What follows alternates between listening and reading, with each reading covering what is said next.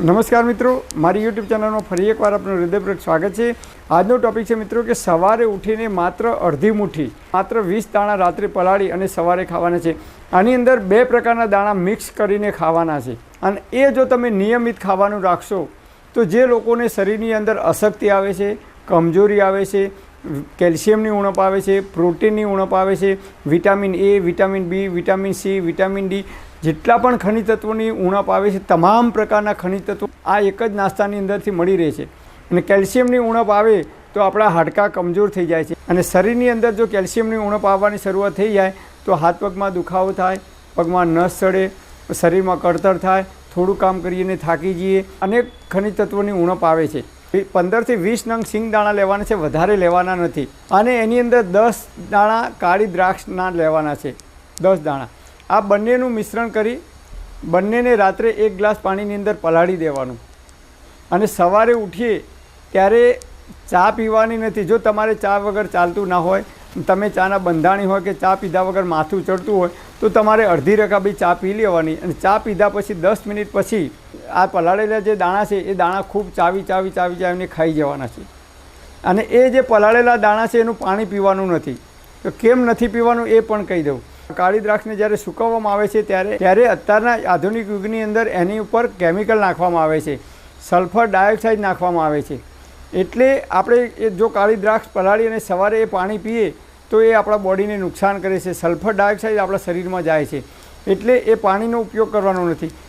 ઘણા લોકોને એવું થાય કે મગફળીના દાણા ગરમ પડે, પણ આપણે આખી રાત એને પલાળી રાખીએ એટલે એની અંદર જે પિત્ત છે, જે ગરમી છે, એ આયુર્વેદ મુજબ એ ગરમી છે શાંત થઈ જાય છે અને સવારે એ દાણો છે એ ઉગવાની કોશિશ કરે છે, મતલબ કે અંકુરિત થવાની તૈયારી કરે છે, એટલે એની અંદર જીવ આવે છે, એ સજીવ બને છે આયુર્વેદ મુજબ। અને પછી જો એને ખાઈએ તો એ અનેક ગણો ફાયદો કરે છે। એટલે કે આપણે દાણા ખાઈએ તો આપણા શરીરની અંદર એક પ્રકારનું તેલનું સિંચન થાય છે। અને આજકાલ તમે જુઓ તો આપણે જે ખોરાક ખાઈએ છીએ એના કારણે લોકોના શરીરની અંદર કેલ્શિયમની ઉણપ આવે છે અને લોકોને કેલ્શિયમની ગોળી ગળવાની જરૂર પડે છે। બહેનોને ડૉક્ટર પાસે જાય તો વિટામિન એની ઉણપ છે, વિટામિન બીની, વિટામિન સીની, વિટામિન ડીની અને કેલ્શિયમની ગોળીઓ આપે છે। તો વિટામિન્સની જે ઉણપ આવે છે એ તમામ પ્રકારના વિટામિન્સ અને ખનિજ તત્વો જળવાઈ રહે છે। આપણે શું કરીએ છીએ, સવારે ઉઠી ચા સાથે ભાખરી અથવા ચા સાથે રોટલી ખાઈએ છીએ। સવારે ઉઠીએ ત્યારે આપણા બોડીની અંદર એસિડિક તત્વોનું પ્રમાણ વધારે હોય છે। ચા અને ભાખરી જો ખાવાનું રાખીએ તો સવારે એસિડિક તત્વોનું પ્રમાણ વધારે હોય છે અને ચા અને ભાખરી ખાઈએ તો આપણા બોડીમાં એસિડિક પ્રમાણ વધે છે। જે લોકોને એસિડિટીનો પ્રોબ્લેમ હોય એ ચા અને ભાખરી દરરોજ સવારે ખાવાનું ચાલુ રાખે તો એમને એસિડિટીમાં વધારો થઈ શકે છે, હાઇપર એસિડિટી થઈ શકે છે, પેટમાં ભોજન કર્યા પછી પેટમાં બળતરા થઈ શકે છે।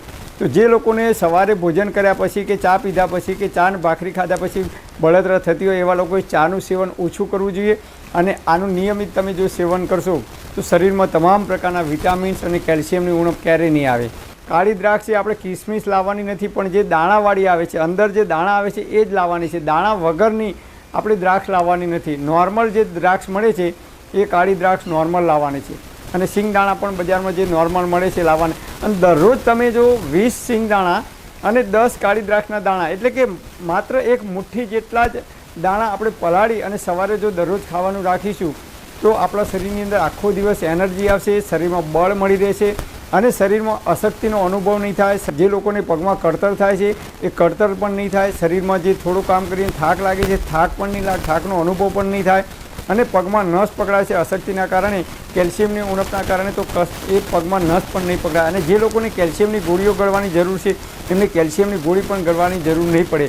અને આના લીધે જે હાથ પગના ઢીંચણની અંદર આપણે જે લિક્વિડ બોડીની અંદર ઉત્પન્ન થાય છે, લિક્વિડની ઉણપ આવે છે અને જેના લીધે આપણા પગના ઢીંચણની અંદર ઘસારો પડે છે, એટલે કે ગાદીનો ઘસારો પડે છે, તો ઢીંચણનું ઓપરેશન પણ કરાવવાની જરૂરિયાત નહીં થાય તમે નિયમિત જો આનું સેવન કરશો તો। પણ આનું સેવન કર્યા પછી ચા અને ભાખરી કે ચા અને રોટલી આપણે પેટ ભરીને ખાવાનું નથી। માત્ર તમારે ચા પીવી હોય તો અડધી રકાબી જેટલી ચા 10 મિનિટ પહેલાં પીવાની અને પછી જ આનો તમે ઉપયોગ કરી શકો છો। પરમપિતા પરમાત્મા આપ સર્વેને તંદુરસ્ત અને નિરોગી રાખે એવી હૃદયપૂર્વક મારી પ્રાર્થના। Thanks for watching my video. Thank you.